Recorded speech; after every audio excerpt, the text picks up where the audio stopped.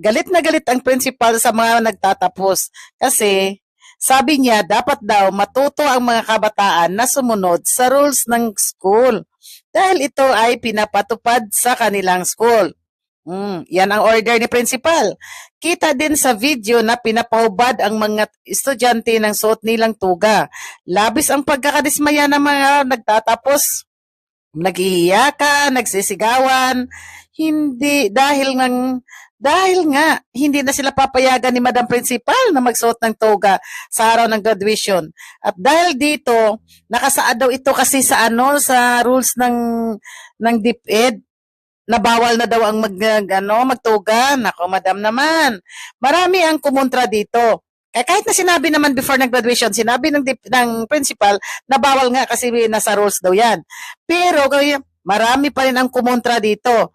Kaya ang ginawa ng mga mag-aaral, yung magtatapos, ay nagsuot pa rin sila ng tuga kahit na pinagbabawal ni principal. Kaya sa araw ng graduation nang makita ni principal, nako, galit na galit ang madam principal at inutusan ng mga advisor na ilista ang lahat ng pangalan ng estudyante na hindi sumusunod sa kanyang rules. Ko, madam naman, sa'yo lang sarili mo yan.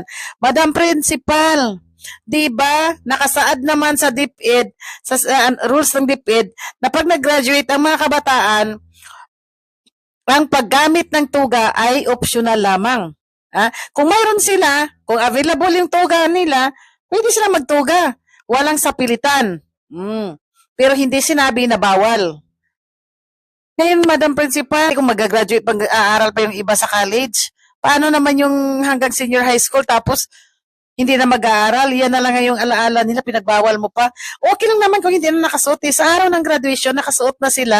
Bakit mo pa pinagbawal? Bakit mo pa pinahubad? Kaya salute ako dyan sa advisor, sa kay sir na pinagtatanggol yung mga nagtatapos. Siyempre, alam niya yung feelings na nandyan na excited yung magulang, excited yung mga estudyante. Tapos, galit na galit talaga siya. Anong gagawin mo dyan? Ibabagsak mo yan sila ulit? Hindi mo i-release yung mga credentials nila? Dahil sa hindi kasi nunod. Alam nyo guys, dati na kasi itong may reklamo pala yung nagrally yung mga estudyante sa principal na to dahil nga sa hindi magandang pamamalakad niya. May sarili siyang patakaran, hindi siya hindi sumusunod sa sa patakaran ng